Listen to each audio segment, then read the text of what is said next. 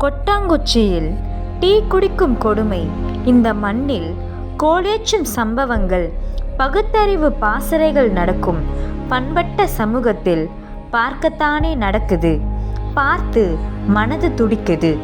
சமூக நீதி மண்ணென்று சமநீதி பேசினாலும் தீண்டாமை தீவிரவாதம் இன்னும் தீராதுதானே வளருது.